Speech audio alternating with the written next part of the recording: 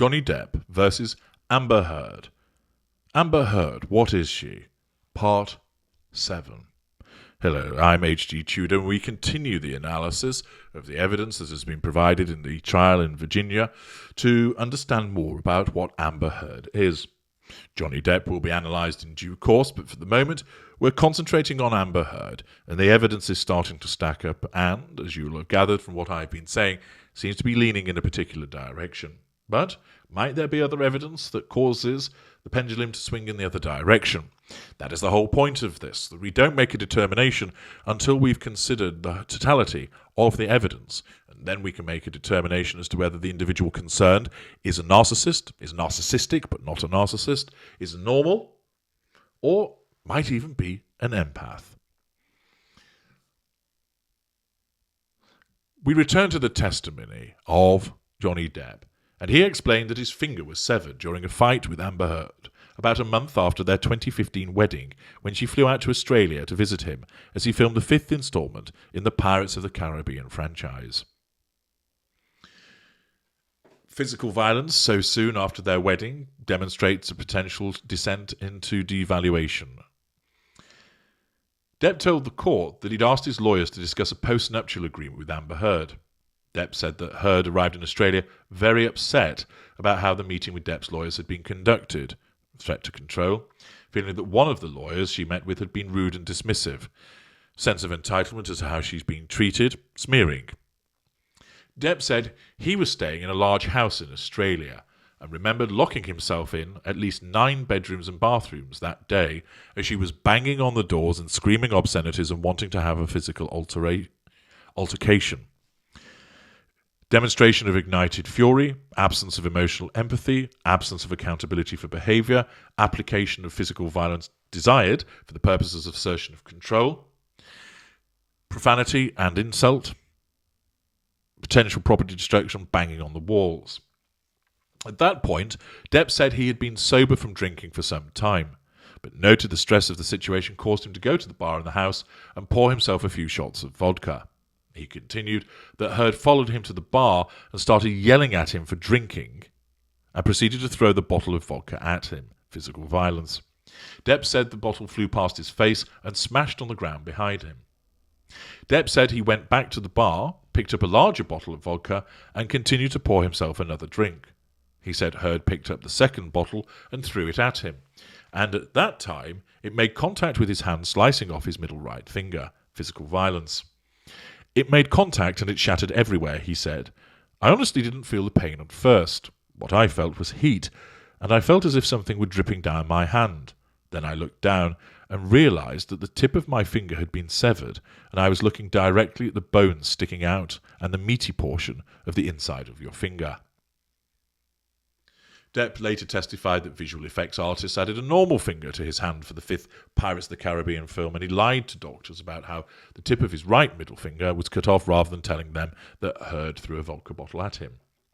I didn't want to disclose that it had been Miss Heard that had thrown a vodka bottle at me and then took my finger off, he said on the stand. I didn't want to get her in trouble. I tried just to keep things as copacetic and easy as possible for everyone. I didn't want to put her into that mix. Is that an assertion of control by Depp or an exhibition of his emotional empathy? We will find out in due course.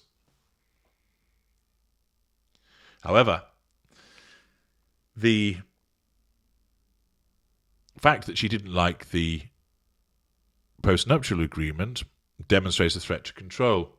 Depp explained that he and Heard didn't have a prenuptial agreement because the idea had led to arguments leading up to their marriage. The suggestion of prenuptial agreement, of course, was a threat to her control, leading to a response of ignited fury and argumentativeness. Depp explained that eventually it became too late. He then brought up the idea of a post-nuptial agreement, and he asked his lawyers to have a meeting with her so that they could explain to her how such an agreement worked. Clearly, that was a threat to control and caused Depp to be painted black, so that when she turned up in Australia, it was necessary for him to be punished. And because he wouldn't give her what she wanted, namely that control, although it goes in the unconscious, she responded through the destruction of property and physical violence.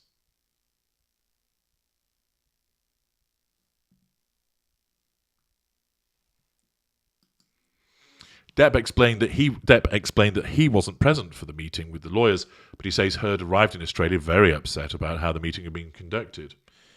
The meeting sent her into a tailspin. It sunk very deep into her psyche, Depp said. What he's describing there is the response to a threat to control. She was irate and she was possessed, and when I tried to remove myself as I normally would from the situation, she's hammering me with brutal words, insult, assertion of control. It wasn't nice being called an ass-kisser to lawyers or a pussy, that I didn't fight for her or stand up for her, he said. Insult, belittlement.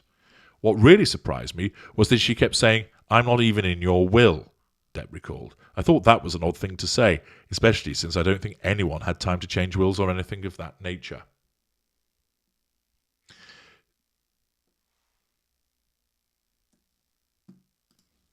The finger severance, which happened on an Australian island the night of March 7, 2015, has been a recurring subject throughout the trial. Earlier, jurors heard testimony from David Kipper, a personal doctor who treated Depp for addiction, and Debbie Lloyd, a nurse working with Kipper. Neither witnessed the incident, but both came to the house Depp and Heard stayed in from their nearby yurts when Depp texted Kipper and said he'd sliced his own fingertip off. "I cut the top of my middle finger off. What should I do? Except, of course, go to a hospital," Depp wrote to Kipper. "I'm so embarrassed for jumping into anything with her." Kipper brought Depp to a hospital where a chef found the tip of the finger in the kitchen and brought it later. A photo of Depp on a gurney with his right hand bloody and bandaged was entered into evidence, as well as a graphic photo of his bloodied finger stump. While Depp said in text messages entered into evidence earlier in the trial that a finger on his left hand was severed, the photos in Depp's testimony on Wednesday made it clear that it was the middle finger on his right hand.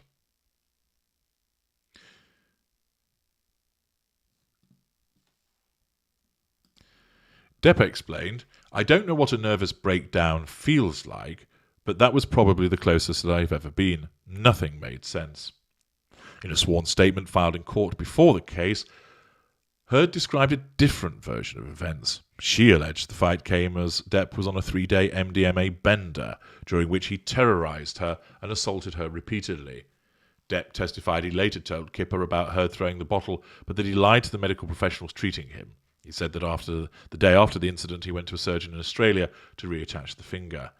"He asked me what happened to my finger and once again lied, and I stuck to the story that it was smashed on a large accordion door," Depp said, "and he looked at me as if I was lying. And the next thing I heard was, 'Sir, that is a wound of velocity.'" We will, of course, be hearing more in relation to this, but if Depp's testimony is accurate, this demonstrates the response of heated fury as a consequence of a threat to control posed by the nature of the postnuptial agreement and the destruction of property and physical violence thereafter. During the trial, Depp has painted a picture of a toxic relationship, and he revealed the bizarre list of rules that he was expected to follow while he was married to Amber Heard. Another unnerving detail that he provided was the list of rules he claims that she had for him while the two were together. Initially, Depp, of course, referred to the relationship as being too good to be true. And, of course, that is something that's commensurate with the golden period, that when the narcissist comes along, we give you that wonderful, fantastic period where you believe that you've met your soulmate, where we flatter you, we compliment you, we like the things that you like, we dislike the things that you dislike. We are invested in you, often doing things for you, helping you out, perhaps buying you things, treating you to things, providing great sex, introducing you to friends and family, perhaps talking about marriage and children, and basically sweeping you off your feet. And a description from Depp of saying she seemed too good to be true at the beginning fits with the illusion that is the golden period.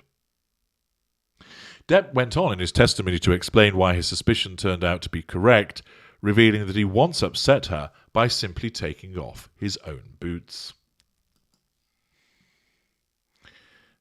This was part of an end-of-day ritual that Heard reportedly liked to carry out when Depp returned home, pouring him a glass of wine before taking his boots off for him. Now, ordinarily that might be seen as perhaps the expression of emotional empathy by doing something nice for somebody, pouring a glass of wine and pulling his boots off. However, we know that if you're looking at it through the lens of the narcissist, these are just benign manipulations that are being done for the assertion of control. Because there is, of course, no presence of emotional empathy. Seemingly alarmed by Depp taking his boots off, Heard reportedly asked him, "What did you just do?" before insisting, No, that's my job. The suggestion was that this was just one of a number of apparent unofficial rules that Heard had set during their marriage. Actually, what it is that when she was asserting control over him when he's painted white, her behaviour towards him was benign, namely, she would pour him this glass of wine and take the boots off. When he would do it, it's seen as a threat to control, even though it's innocuous what he's doing, not when it's viewed through the lens of control. And this prompts a response of saying, no, that's my job.